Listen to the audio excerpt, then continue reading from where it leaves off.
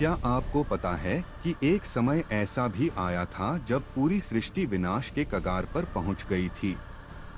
देवता, ऋषि, मनुष्य और यहाँ तक कि स्वयं प्रकृति भी भय से कांप रही थी।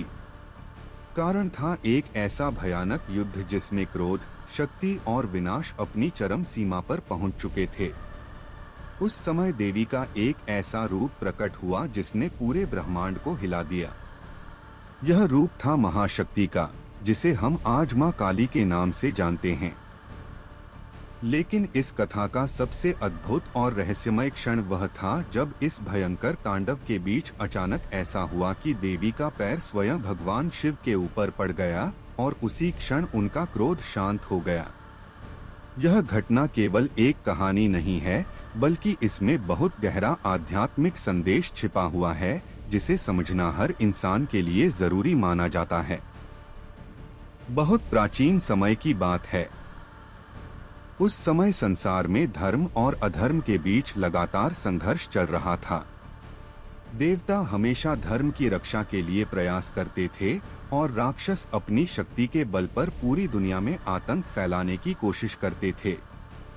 धीरे धीरे असुरों की शक्ति इतनी बढ़ने लगी कि देवताओं के लिए उन्हें रोकना कठिन हो गया।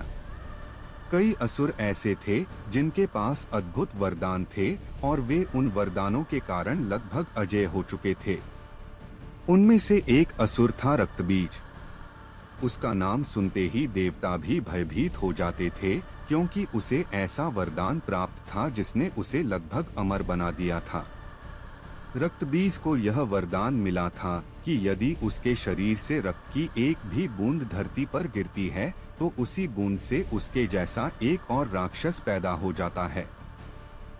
इसका मतलब यह था कि अगर कोई उसे घायल करता तो वह और भी अधिक शक्तिशाली हो जाता, क्योंकि उसके रक्त की हर बूंद एक नई सेना बन जाती थी। यही कारण था कि देवताओं के लिए उसे हराना लगभग असंभव हो गया था। जब देवताओं ने कई बार युद्ध किया, लेकिन हर बार उनकी हार हुई, तब वे अत्यंत चिंतित हो गए। उन्हें समझ नहीं आ रहा था कि इस समस्या का समाधान कैसे निकलेगा। अंत में सभी देवता कैलाश पर्वत पर गए और वहां जाकर उन्होंने भगवान शिव और मां पार्वती से सहायता की प्रार्थना की। देवताओं ने विनती करते हुए कहा कि यदि अब कोई उपाय नहीं किया गया तो संसार में अधर्म का राज्य स्थापित हो जाएगा और निर्दोष लोगों का जीवन संकट में पड़ जाएगा। देवताओं की पीड़ा सुनकर माता पार्वती के मन में करुणा भी जागी और क्रोध भी। जब उन्होंने देखा कि असुरों का अत्याचार सीमा पार कर चुका है, तब उनके भीतर से एक ऐसी शक्ति प्रकट हुई जो पहले कभी नहीं देखी गई थी। उसी क्षण माता पार्वती के क्रोध से एक भयंकर और अत्यंत शक्तिशाली रूप प्रकट हुआ। यह रूप इतना भयानक था कि देवता भी उसे देखकर कांप उठे। यही रूप था मां काली का। उनका शरीर काले रंग का था, उनके बाल खुले हुए थे और उनकी आंखों में ऐसा तेज था जो किसी भी शत्रु को भयभीत कर सकता था। उनके गले में खोपड़ियों की माला थी और उनके हाथों में भयानक अस्त्र शस्त्र थे। उनकी जीभ बाहर निकली हुई थी और उनका रूप इतना उग्र था कि ऐसा लगता था मानो स्वयं विनाश की शक्ति धरती पर उतर आई हो। मां काली के प्रकट होते ही युद्धभूमि में हलचल मच गई। असुरों की विशाल सेना उनके सामने खड़ी थी, लेकिन देवी के क्रोध के सामने उनकी शक्ति बहुत छोटी लग रही थी। मां काली ने बिना देर किए युद्ध शुरू कर दिया। वे बिजली की गति से असुरों का संहार करने लगी। उनके हर वार से कई कई राक्षस धराशायी हो जाते थे। युद्ध इतना भयानक था कि आकाश में गड़गड़ाहट होने लगी और पृथ्वी कांपने लगी। कुछ समय बाद मां काली का सामना। वे स्वयं महादेव हैं। उनकी आंखों में क्षण भर के लिए आश्चर्य और संकोच दोनों दिखाई दिए। उनके भीतर का उग्र रूप धीरे धीरे शांत होने लगा। यही वह क्षण था जब ब्रह्मांड ने एक बहुत गहरा सत्य देखा कि जब शक्ति अपनी सीमा से आगे बढ़ जाती है तो उसे संतुलित करने के लिए शिव स्वयं सामने आ जाते हैं। इसी कारण सदियों से यह कहा जाता है कि शक्ति और शिव एक ही सत्य के दो रूप हैं। कुछ समय तक देवी उसी स्थान पर खड़ी रहीं। युद्धभूमि में चारों ओर असुरों के पराजित होने के निशान दिखाई दे रहे थे। हवा में अभी भी युद्ध की तीव्रता की गंध थी। देवताओं के मन में अभी भी भय था कि कहीं देवी का क्रोध फिर से न जाग उठे। लेकिन धीरे धीरे उनका स्वरूप शांत होने लगा और उनके भीतर की करुणा फिर से प्रकट होने लगी। उस समय देवताओं ने आकाश से देवी की स्तुति करनी शुरू की। उन्होंने उस महाशक्ति की प्रशंसा की जिसने अधर्म का नाश किया और संसार को विनाश से बचाया। देवताओं के शब्दों में कृतज्ञता थी और सम्मान भी। वे जानते थे कि यदि देवी ने हस्तक्षेप न किया होता तो असुरों का आतंक पूरे संसार को अंधकार में डुबो देता। देवताओं के बीच यह चर्चा होने लगी कि संसार में जब भी अधर्म बढ़ता है तब किसी न किसी रूप में दिव्य शक्ति अवश्य प्रकट होती है। कभी वह शक्ति किसी अवतार के रूप में आती है, कभी किसी देवी के रूप में और कभी स्वयं प्रकृति के रूप में। इस घटना ने यह भी दिखा दिया कि ब्रह्मांड में संतुलन बनाए रखने के लिए शक्ति और चेतना दोनों का होना आवश्यक है। देवी का रूप धीरे धीरे शांत होने लगा, लेकिन उनका प्रभाव अभी भी बहुत प्रबल था। उनके शरीर से निकलने वाली ऊर्जा से पूरा वातावरण भर गया था। ऐसा लग रहा था मानो प्रकृति स्वयं उनके सामने नतमस्तक हो गई हो। देवता उस दिव्य दृश्य को देखकर विस्मित थे। कुछ समय बाद देवी ने धीरे धीरे अपने कदम पीछे खींचे और भगवान शिव की ओर देखा। उस दृष्टि में सम्मान भी था और प्रेम भी। यह वही प्रेम था जो सृष्टि की शुरुआत से ही शिव और शक्ति के बीच रहा है। दोनों एक दूसरे के बिना अधूरे हैं और दोनों का मिलन ही सृष्टि की पूर्णता को दर्शाता है। युद्ध समाप्त हो चुका था, लेकिन उस युद्ध की स्मृति लंबे समय तक संसार में बनी रही। ऋषियों ने इस घटना को अपने शिष्यों को सुनाया और शिष्यों ने आगे आने वाली पीढ़ियों को बताया। इस प्रकार यह कथा धीरे धीरे पूरे भारत में फैल गई। समय के साथ यह कथा केवल एक घटना नहीं रही, बल्कि एक गहरे आध्यात्मिक प्रतीक के रूप में समझी जाने लगी। लोगों ने इस घटना से यह समझा कि क्रोध और शक्ति दोनों ही बहुत प्रबल होते हैं, लेकिन यदि उनका संतुलन न हो तो वे विनाश का कारण भी बन सकते हैं।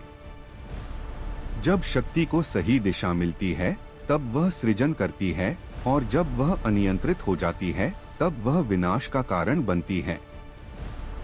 ऋषियों ने इस घटना के बारे में ध्यान करते हुए कई गहरे अर्थ भी बताए। उन्होंने कहा कि यह घटना केवल देवी और देवता की कथा नहीं है, बल्कि यह मनुष्य के भीतर होने वाले संघर्ष का भी प्रतीक है। हर मनुष्य के भीतर शक्ति भी होती है और शांति भी। जब मनुष्य अपने क्रोध और शक्ति को नियंत्रित नहीं कर पाता तो उसके भीतर का संतुलन बिगड़ जाता है। लेकिन जब वह अपने भीतर की चेतना को जागृत करता है तब वह संतुलन फिर से स्थापित हो जाता है। यही कारण है कि इस कथा को सुनाते समय अक्सर यह कहा जाता है कि शिव और शक्ति का मिलन केवल एक दिव्य घटना नहीं, बल्कि जीवन का एक गहरा सत्य है। समय बीतता गया और इस घटना की स्मृति को लोगों ने अपने धार्मिक जीवन में भी शामिल कर कोशिश की। उन्होंने जो अनुभव किया वह बहुत अद्भुत था और उसी अनुभव से कई नई कथाएं और शिक्षाएं जन्म लेने लगी। और यही वह स्थान है जहां से इस कथा का अगला अध्याय शुरू होता है, क्योंकि उस घटना के बाद जो बातें सामने आईं उन्होंने इस पूरी कथा को और भी गहरा और रहस्यमय बना दिया। और यही वह स्थान है जहां से इस कथा का अगला अध्याय शुरू होता है, क्योंकि उस घटना के बाद जो बातें सामने आईं उन्होंने इस पूरी कथा को और भी गहरा और रहस्यमय बना दिया। जब युद्ध समाप्त हो गया और देवी का क्रोध शांत हो गया, तब धीरे धीरे पूरा वातावरण भी शांत होने लगा। कुछ समय पहले तक जहां युद्ध की गूंज थी, वहीं अब शांति फैलने लगी थी। देवता, ऋषि और सभी दिव्य शक्तियां उस दृश्य को देख रही थीं और उनके मन में एक ही प्रश्न उठ रहा था कि इस अद्भुत घटना का वास्तविक अर्थ क्या है। उस समय देवताओं ने एक साथ मिलकर उस महाशक्ति की स्तुति की जिसने अधर्म का अंत किया।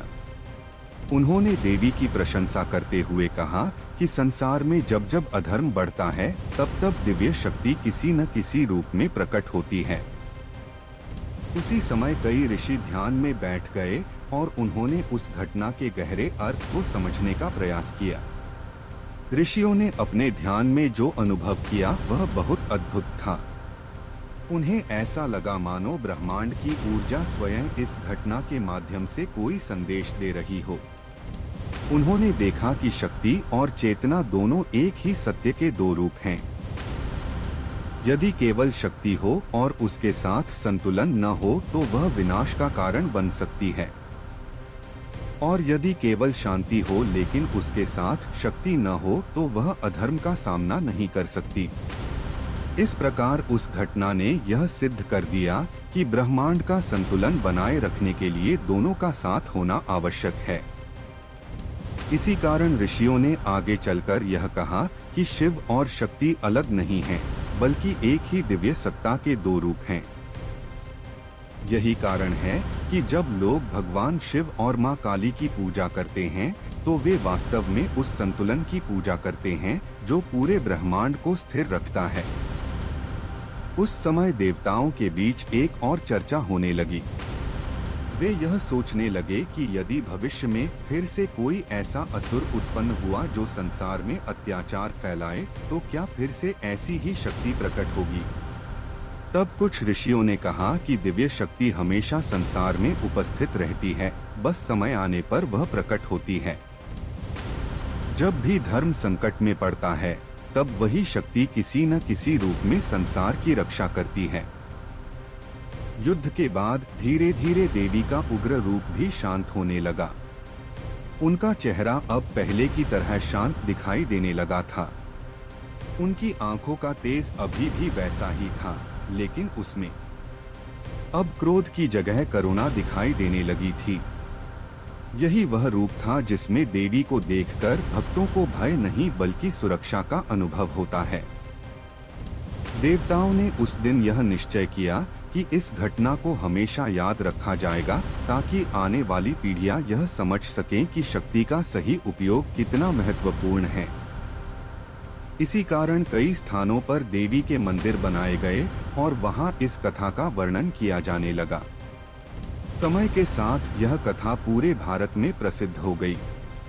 कई स्थानों पर देवी के उस रूप की मूर्तियां बनाई गईं, जिसमें उनका एक पैर भगवान शिव पर रखा हुआ दिखाया जाता है। पहली नजर में यह दृश्य कुछ लोगों को अजीब लग सकता है, लेकिन जब वे इसकी कहानी और अर्थ को समझते हैं तो उन्हें पता चलता है कि यह दृश्य वास्तव में संतुलन और आत्मबोध का प्रतीक है। ऋषियों ने अपने शिष्यों को यह भी बताया कि यह घटना केवल देवताओं की कथा नहीं है, बल्कि यह मनुष्य के जीवन से भी जुड़ी हुई है।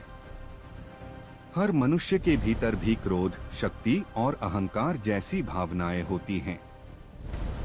यदि वह उन्हें नियंत्रित नहीं करता तो वे उसके जीवन में समस्याएं पैदा कर सकती हैं। लेकिन जब मनुष्य अपने भीतर की चेतना को जागृत करता है तब वह अपने क्रोध और शक्ति को सही दिशा में उपयोग करना सीख जाता है। यही कारण है कि इस कथा को सुनाने का उद्देश्य केवल मनोरंजन नहीं बल्कि शिक्षा भी है। समय बीतता गया और इस घटना की स्मृति लोगों के जीवन का हिस्सा बन गई। त्योहारों और धार्मिक अवसरों पर लोग इस कथा को सुनते और सुनाते रहे। बच्चों को यह कहानी इसलिए सुनाई जाती थी ताकि वे यह समझ सकें कि जीवन में संतुलन कितना जरूरी है।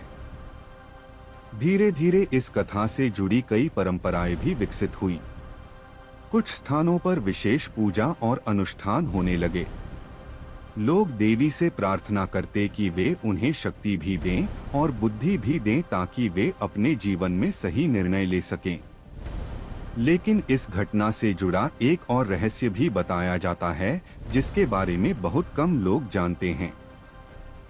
कुछ प्राचीन ग्रंथों में उल्लेख मिलता है कि उस दिन जब देवी का क्रोध शांत हुआ, तब ब्रह्मांड में एक नई ऊर्जा का जन्म हुआ था। वह ऊर्जा संतुलन की ऊर्जा थी, जो सृष्टि को स्थिर बनाए रखने के लिए आवश्यक थी। कहा जाता है कि उसी दिन से संसार में यह नियम स्थापित हो गया कि शक्ति और शांति का संतुलन ही जीवन की सबसे बड़ी सच्चाई है। यदि कोई भी शक्ति अपनी सीमा से आगे बढ़ जाती है, तो उसे संतुलित करने के लिए कोई न कोई शक्ति अवश्य सामने आती है। इसी कारण कई संत और विद्वान इस कथा को केवल एक धार्मिक कहानी नहीं बल्कि एक गहरे दर्शन के रूप में देखते हैं।